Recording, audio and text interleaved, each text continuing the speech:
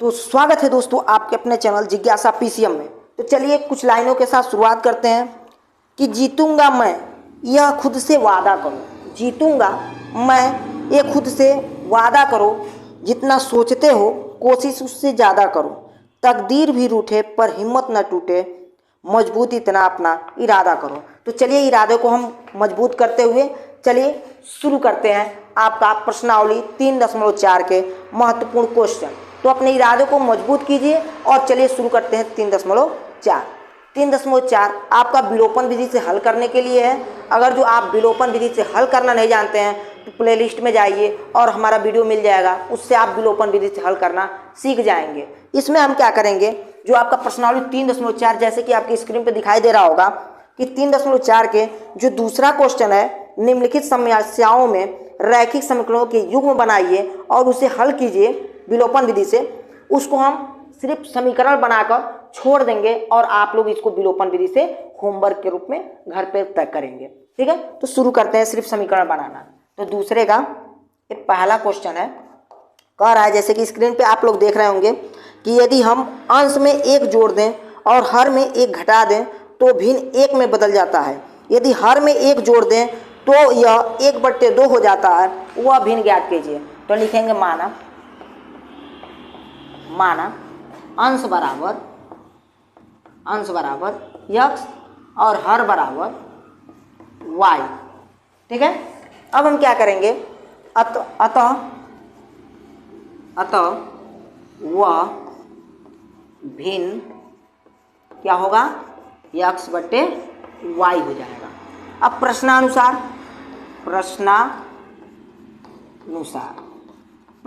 हम बात करेंगे शर्त फर्स्ट ये कह रहा है कि यदि इसके अंश में जो आपका x/y है जो भिन्न है, उसके अंश में यदि 1 जोड़ दें और इसमें से 1 घटा दें तो वह 1 के बराबर रहते हैं, यानी कि 1/1 मतलब 1/1 करेंगे तो 1 हो जाएगा। अब क्या करेंगे, इसको हल करके समीकरण बनाएंगे। इसका गुणा करेंगे 1 में तो x+1 ही रह जाएगा। इसका गुणा करेंगे तो y-1 हो जाएगा।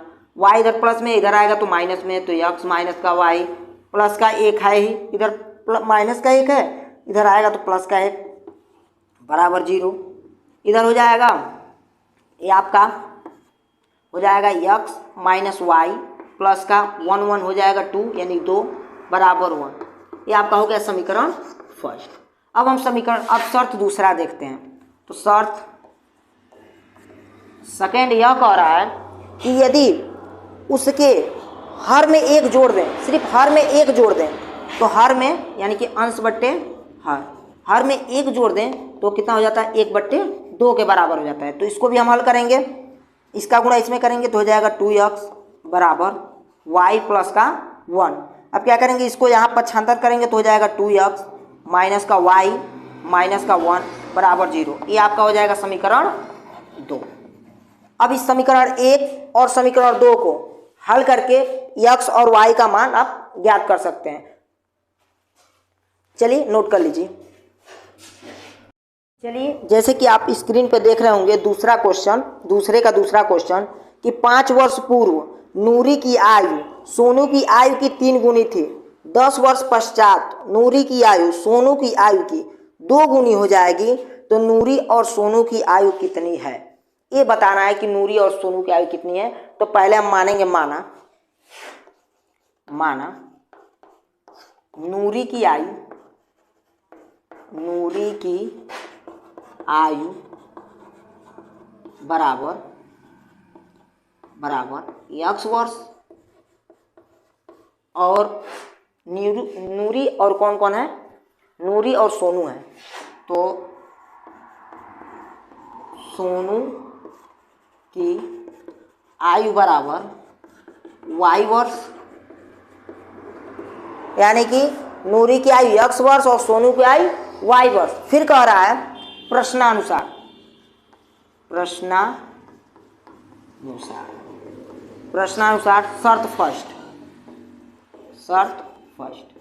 शर्त फर्स्ट में ये कह रहा है पहला क्वेश्चन कि 5 वर्ष पूर्व नूरी की आयु सोनू की आयु की कितनी थी, 3 गुनी थी।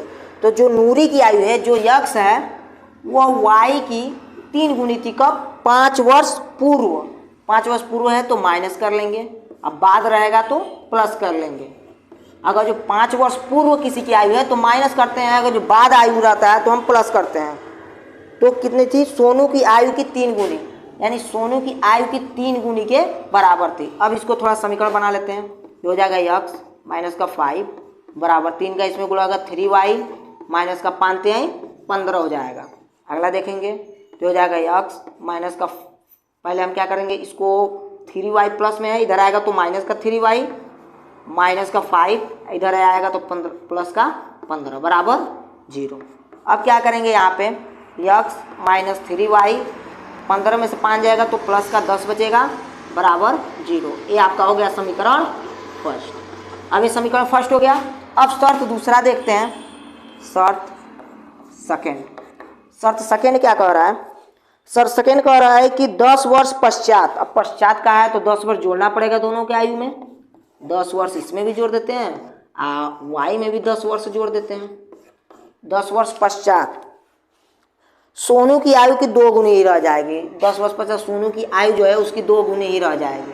अब यहाँ पर हम क्या करेंगे, इसको हल करेंगे तो यहाँ पर x प्लस 10 इक्वल टू 2 में y गुणा होगा तो 2y हो जाएगा, प्लस का 10 गुना 20 हो जाएगा। अब इसको इधर बराबर के इधर पक्षांतर करेंगे तो x इधर माइनस प्लस का 2y है, इधर आएगा तो माइनस का 2y, ठीक है। 20 इधर आएगा, यहाँ पर प्लस माइनस का 20 बराबर 0। 20 में से जाएगा तो कितना बचेगा? 10 बचेगा। तो यहाँ पर लिख लेते हैं समीकरण। समीकरण लिखेंगे यहाँ पे x माइनस 2y अब माइनस का 10 बराबर 0। ये आपका समीकरण क्या बन गया? 2 बन गया। तो समीकरण 1 यहाँ पर है और समीकरण 2 यहाँ पर है। तो समीकरण 1 और 2 को आप क्या कर लेंगे? हल कर लेंगे विलोपन विधि से। विलोपन विधि आपको बता चुके हैं, ठीक है। तो चलिए अगला क्वेश्चन देखते हैं, नोट कर लीजिए। जैसा कि आपको दिखाई दे रहा होगा आपके स्क्रीन पे, तीसरा क्वेश्चन कह रहा है कि 2 अंकों की संख्या के अंकों का योग 9 है। इस संख्या के 9 गुना संख्या के अंकों को पलट देने से बड़ी संख्या का 2 गुना है, वह संख्या ज्ञात कीजिए। तो पहले हम लिखेंगे माना, क्या लिखेंगे? माना संख्या के इकाई का अंक, इकाई का अंक बराबर y मान लेंगे और दहाई का अंक, दहाई का अंक बराबर हम मान लेंगे x। आप कोई भी मान सकते हैं, इकाई का अंक x भी मान सकते हैं और दहाई का अंक y भी मान सकते हैं, आपके मानने के ऊपर है कौन सा मानेंगे। अब यहाँ पर अतः वह संख्या, मान लेते हैं कि वो संख्या क्या हो सकती है? 10x plus y। अब इसको हम क्यों लिखे हैं, इसको समझने के लिए समझ लीजिए कि मान लीजिए आपका कोई संख्या है 55 है, हम 55 इकाई का 55 नहीं 53 मान लेते हैं, 53 संख्या है तो इकाई का अंक 3 है और दहाई का अंक आपका 5 है। तो इसको हम लिख सकते हैं कि 5 गुणे 10 प्लस 3 लिख सकते हैं। इसी प्रकार से हम 5 के जगह पर हम क्या रखे हैं? x रख दिए हैं और 3 के जगह पर y रख दिए, ऐसे लिख सकते हैं आप y, इकाई और दहाई का अंक। इसलिए हम क्या किए हैं? इसको लिख दिए हैं। अब यहाँ पर हम बात करेंगे शर्त फर्स्ट, प्रश्नानुसार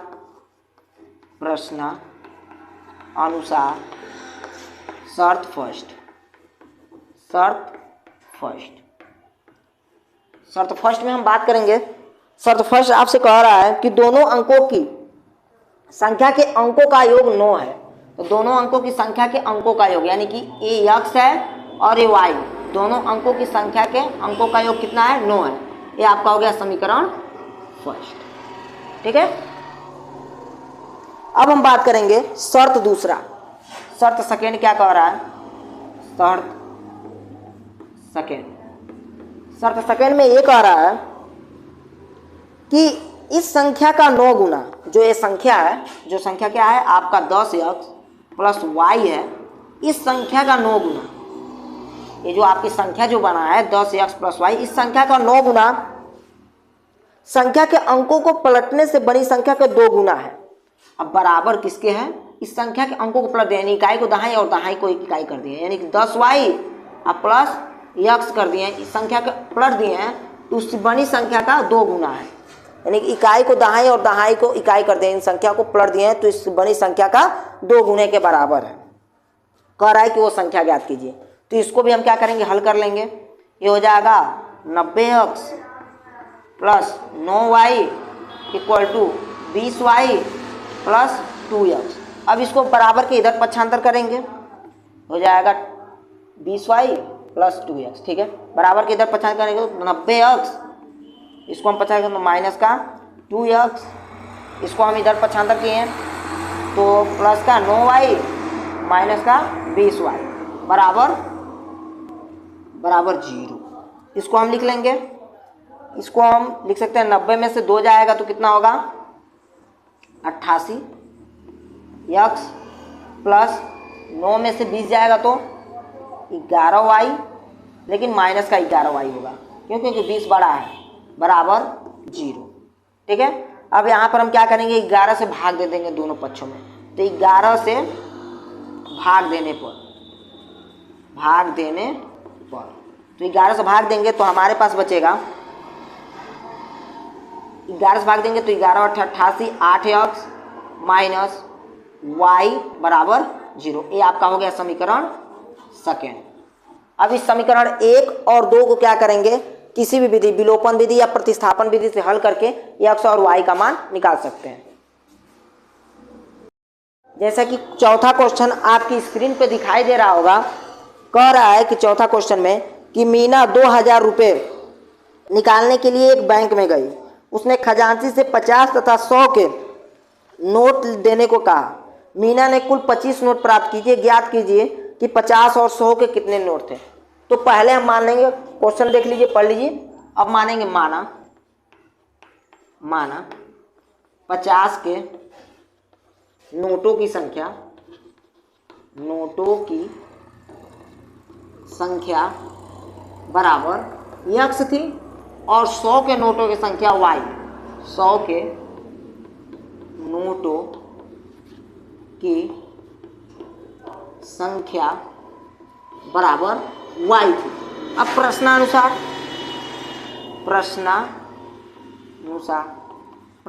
कह रहा है कि कुल उसने 2000 निकाले और 50 के मान लेते हैं, 50 के x नोट थे और प्लस 100 के y नोट थे, तो उसने कुल 2000 रुपये निकाले। इन कह रहा है कि x मान लेते हैं, 50 के x नोट थे और 100 के y नोट थे, दोनों को मिलाने पर 2000 उसने निकाला। अब यहाँ क्या करते हैं, हम 50 से भाग देते हैं, 50 से दोनों पक्षों में भाग देने पर, छोटा करने के लिए भाग दे रहे हैं, दोनों पक्षों में भाग करने पर देखते हैं 50 से सब कट जाएगा तो ये हो जाएगा x, ये हो जाएगा 50 दूना 100 2y बराबर, ये हो जाएगा 50 से कटेगा तो 5 चौको 20, 1 0 से 1 0 40 हो जाएगा। ये आपका हो जाएगा समीकरण फर्स्ट, ठीक है। अब हम बात करेंगे शर्त दूसरा, ये शर्त फर्स्ट था, अब हम बात करेंगे शर्त सेकेंड में कह रहा है कि x के नोट थे और जो y के नोट थे, दोनों को मिलाने पर कुल 25 नोट हुए। जो 50 के जो नोट थे और 100 के जो नोट थे, दोनों नोटों को मिलाने पर 25 नोट हुए, 25 को नोट मिला। तो हम क्या करेंगे, ये आपका तो उसी तरह समीकरण बन गया, समीकरण 2। इसको तो हल करने की जरूरत ही नहीं पड़ी, कैसे कि आपके x नोट और y नोट, दोनों नोटों को मिलाने पर कुल 25 नोट दिए थे खजांची ने। चलिए अब अगला क्वेश्चन देखते हैं। जैसे कि आपकी स्क्रीन पे छठवां क्वेश्चन दिखाई दे रहा होगा, पांचवा क्वेश्चन कह रहा है कि किराए पर पुस्तक देने वाली एक पुस्तकालय का प्रथम 3 दिनों का एक नियत किराया है तथा उसके बाद प्रत्येक अतिरिक्त किराया का अलग किराया लगता है। सरिता ने 7 दिनों तक एक पुस्तक रखने के लिए 27 रुपये दिए, जबकि सुशी ने एक पुस्तक 5 दिनों के तक रखने के लिए 21 रुपये दिए। नियत किराया और प्रत्येक अतिरिक्त किराया का मान ज्ञात कीजिए। तो पहले मानेंगे माना नियत किराया x, जो कहेगा मान लेंगे उसको, माना नियत किराया बराबर x, नियत किराया बराबर x रुपये है और प्रति दिन किराया बराबर मान लेते हैं y रुपये है। तब प्रश्नानुसार शर्त फर्स्ट। अब शर्त फर्स्ट में देखेंगे, शर्त फर्स्ट ये कह रहा है कि किराया, अब कह रहा है कि उसने प्रत्येक दिन का अलग किराया। सरिता ने 7 दिनों तक एक पुस्तक रखा, 7 दिनों तक। यक्स का तो कोई पैसा लगेगा नहीं। अब यहाँ बात करें यक्स दिन का तो कोई पैसा, यक्स दिन का तो नियत किराया x रुपये। उसके बाद से कितने दिन, 7 दिनों तक रखा, y रुपये इसका। कुल मिलाकर वो कितना रुपये देती है, 27 रुपये देती है। यानी कि यक्स तो उसका नियत किराया है, अब 7 दिन तक रखा, उस पर y किराया दिया, दोनों मिलाकर कितना रुपये, 27 रुपये देती है। फिर इसको बना लेंगे समीकरण फर्स्ट। ये आपका हो गया समीकरण फर्स्ट। अब शर्त दूसरा कह रहा है, शर्त सेकेंड ये कह रहा है कि एक और लड़की है सुशी, वो 5 दिनों तक रखने के लिए 21 रुपये देती है। तो यक्स तो लगेगा ही, नियत किराया है, और 5 दिनों का y रुपये लगेगा, कितना है, 21 रुपये देती है। ये आपका हो गया समीकरण सेकेंड। अब समीकरण 1 और 2 को आप विलोपन विधि, प्रतिस्थापन विधि, वज्रगुणनखंड विधि, किसी भी विधि से हल करके इसका मान ज्ञात कर सकते हैं। नहीं वज्रगुणनखंड विधि, प्रतिस्थापन विधि आता है तो आपका वीडियो बना चुके हैं, वो क्या कीजिए, देखिए और उसको सीखिए। ठीक है, तो जय हिंद, जय भारत। मिलेंगे अगले टॉपिक पे।